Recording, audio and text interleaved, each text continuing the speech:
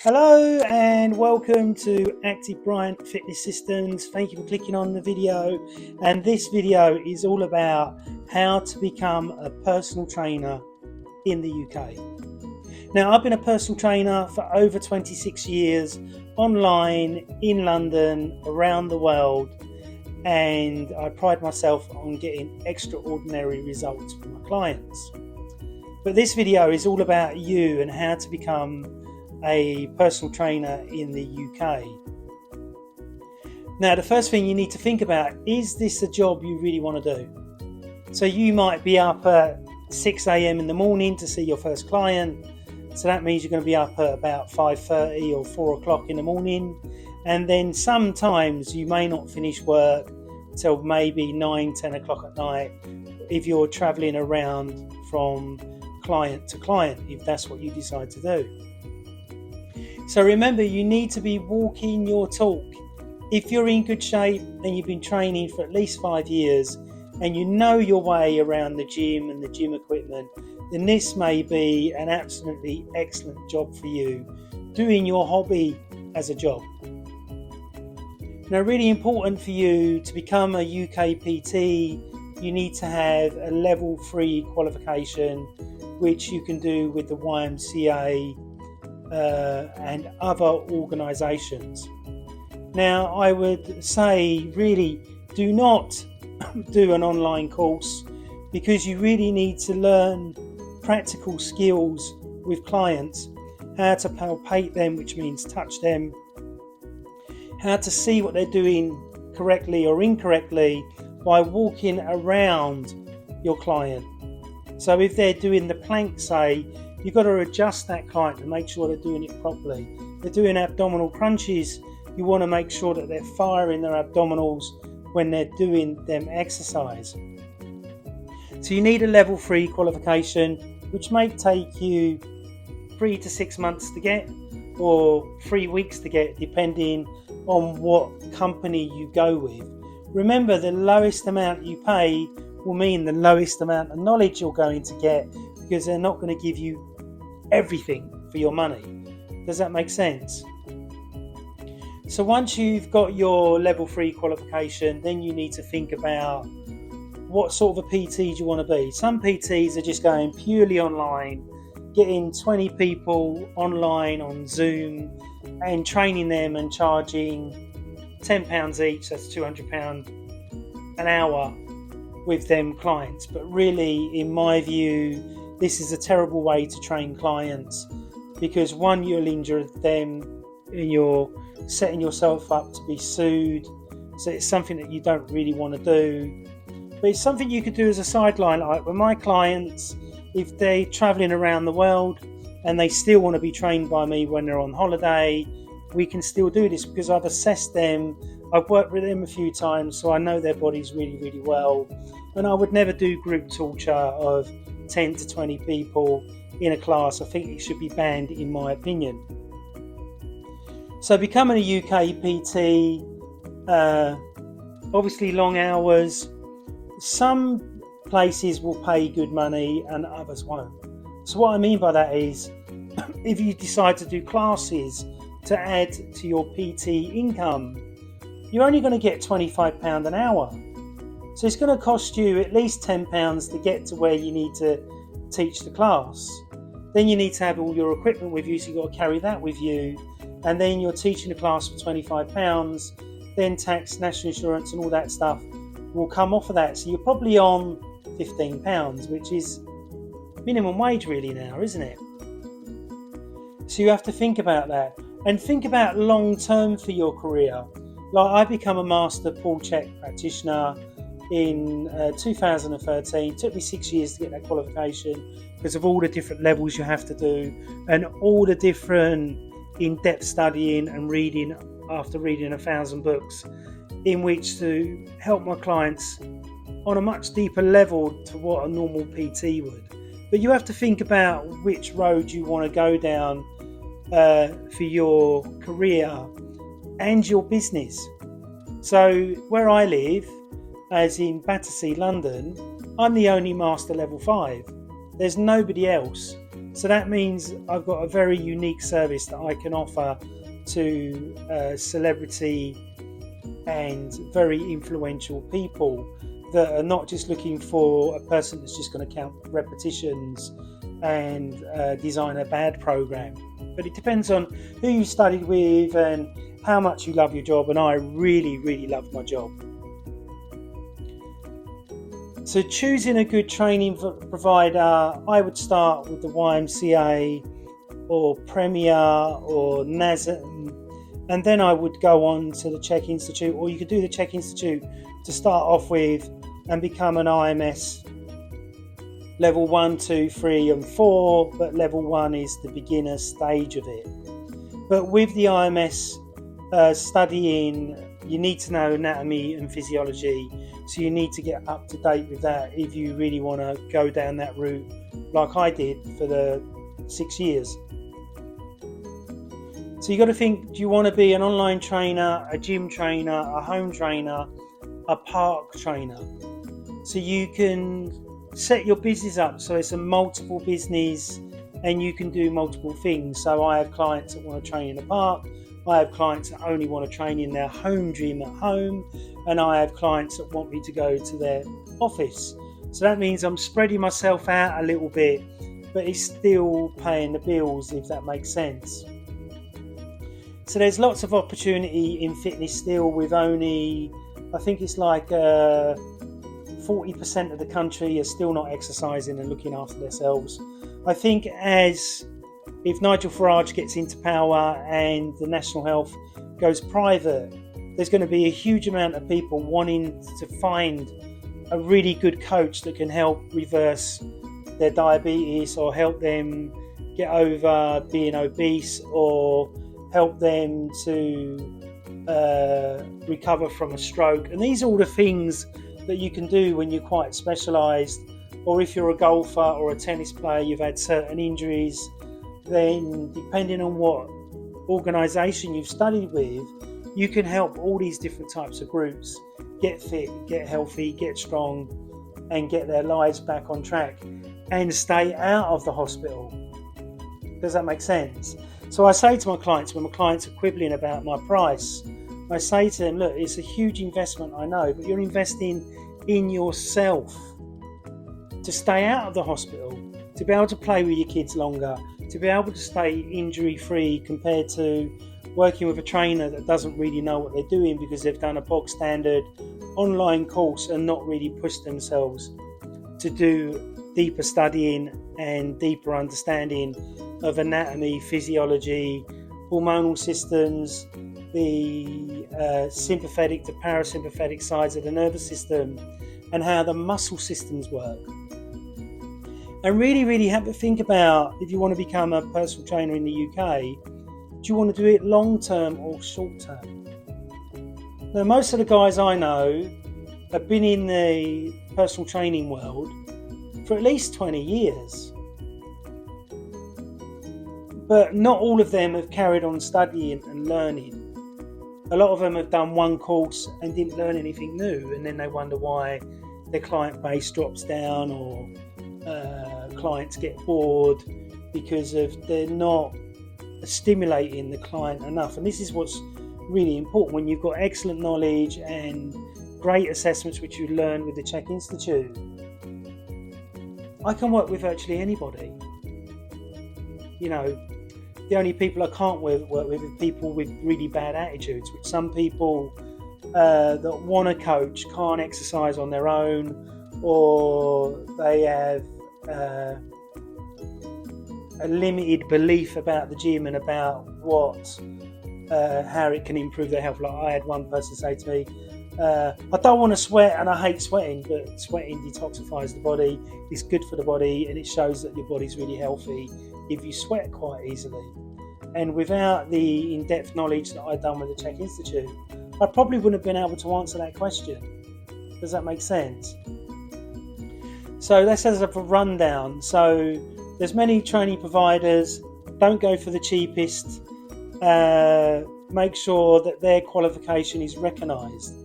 Remember, if you work for Fitness First, or you work for Pure Gym or you work for any of these big chain gyms where they offer you a qualification, the other gyms may not recognise it. So you have to be careful about that. So always do your research to find out whether that qualification is recognised around the world or even in the local gyms. So then that way you haven't got a piece of paper that's worthless. Does that make sense? The next thing, check out how long it is and how in depth it is, and find if other people have been successful with that qualification and whether they still made money from it once they sat the qualification and got that qualification. Now, choosing a good provider, look at their reviews. Try and get a recommendation from another PT that you already know if they're willing to share that. And then when you're looking for a gym to work in, a lot of them will charge you up to £1,000 a month rent. Now, if they're charging you £1,000 a month rent, but you're making £4,000 worth of money per month, it's worth it. Because you can put all your expenses against your tax. That's the other thing you've got to think about. Do you want to be self-employed or do you want to be employed? If you want to be employed, you're probably going to be on minimum wage, maybe a little bit more than that, but it could be a way of building experience and learning your trade, so to speak. And remember that every client that you see will all come with their own case histories, and they're all going to have different complaints and different problems. Not everybody's going to go, I just want bodybuilding, I just want to get bigger legs. They're all going to be unique and different, and that's why I like the Czech Academy, because it enables you to be able to work with all different types of clients with the assessments that we do from the IMS 1 to level 4 and the HLC, which is the nutrition and lifestyle coaching that we do, holistic lifestyle coaching, enables you to go very, very deep and to look at anybody and help anybody, which is great. So choosing your training provider, choosing the gym that you want to work in. Do you want to go prestige and work at the Hilton, or do you, like I have, or do you want to go and work for Pure Gym where they will get you cleaning machines and pay you minimum wage? Once you've paid out what you've got to pay them, and once you've given out your free time to clean machines and do classes, okay?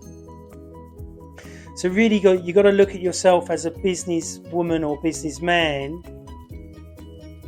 And when you're running your self-employed business, I don't like being told what to do. So you may be the same as that, or you may be a yes person that doesn't mind. So you've got to find what really works for you. The other thing you've got to remember is that the fitness industry is a saturated market now. Over 20 years, a PT, probably 46,000 personal trainers in London, 46,000.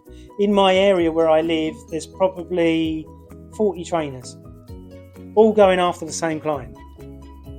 So this is where you need to think about specialisation as you get your first qualification and as you start working with people. Make sure you have good gym experience where you've been working yourself out, keeping yourself in shape. So then that way your job becomes much easier because you've been doing it on yourself. Does that make sense? Now, what should you charge? Now, this is a big one for everyone, every PT. Some PTs are £50 an hour, which 20 years ago I wasn't even charging that because it's too low. And you've got to remember, how do you want to set yourself and your business up? Are you the Rolex of the fitness industry, or are you the Casio watch? Now, the Casio watch and the Rolex may last as long as each other, but one watch gives you more prestige than the other. So if I went to a business meeting and I had a Casio watch on and I had a Marks and Spencer suit on, and the person that was thinking about booking me might look at that and go, oh, he's got low self-worth, he's wearing a cheap suit and a cheap watch. Whereas the person that is very affluent, very successful, only wants the best, So they want to see their PT wearing a Rolex, a Tag Heuer, and wearing either Boss or Calvin Klein, say, for argument's sake. So it's all about the image you set up. Does that make sense? And the same as there's 4 personal trainers that are millionaires now, and that's through marketing and through selling themselves and doing everything you need to do in which to market yourself. So you've got to think about that as well. If you're working in a gym, it's easier to market yourself, but you've got to pay huge rent for that privilege. But if you go online and you start doing YouTube videos, TikTok, Instagram, and all that other stuff that I have to do on a regular basis, then this becomes a little bit harder. Remember, walking the floor, if you used to work on a market and you were selling potatoes, you've already got a sales mindset. So it'll be easy for you to get clients on the gym floor. But if you've never done sales and you're a person that's within your shell and finds it hard to talk to people, then you're going to find it hard to make money, either online or in the gym. It's just my personal opinion. So I learned when I was in the gym that I would talk to 5 people a day. I would end up winding 5 people up by saying stuff to get them to remember me, like, why are you using the leg press? Why can't you squat? Well, what do you mean, Scott? So I'd show the client how to squat correctly, or they couldn't squat. We'd go, you can't squat, but how'd you get on and off the toilet? How's that going to increase? This person was a golfer. How are we going to increase your golf game? I know I'm going to increase it by at least 50% by just getting you to squat properly. Does that make sense? So you've got to have a bit of a personality where you don't mind getting in people's heads and winding them up a little bit, maybe. Or maybe you're going to be one of the PTs that looks great, that's pretty in the face, and you just attract work to you or new clients to you. But that's not always the case. You've got to be able to sell yourself to the customer. Okay, so you've got to be good at sales. You've got to be good at marketing. You've got to be in fairly good shape. But then again, I know trainers that put on weight and they still get clients because the client doesn't feel so intimidated. So it's not about how big your arms are. It's not about whether you got a 6-pack. I think it's more about personality. Are you friendly? Can you say a joke? Can you make their experience much better in the gym than what it already is? And that's when you get long-term clients. Longest client I've had is 25 years. And that's simply because I'm always renewing my knowledge and learning new stuff in which to give that to my clients so they get a really good value of service. Does that make sense? The same with a Rolex watch to a Casio watch. The Rolex watch shows prestige. And this is the difference between NASM, YMCA and the Czech Academy, is that the Czech Academy sets you up for prestige. Does that make sense? Because Paul Czech, probably one of the most famous men in the world in the fitness industry, and that he worked with Oscar de la Hoya, Chuck Norris, Kobe Bryant, Danny Way, Lord Hamilton, and loads of other big names, including Scott Bryant. But he set up this whole study program which takes 6 years to get to the end, and then you asked if you want to become a master, which I decided to do that. To get my masters, I had to do a 10,000 word thesis on a subject that Paul chose, which was Native American drumming. So I hope you've enjoyed this video. I'm based in London, and you can click at the link below if you want some mentoring or you need some help. The fitness industry is an industry where it can be quite bitchy. You can see all these videos online, TikTok, YouTube and Instagram, where they're all criticising each other.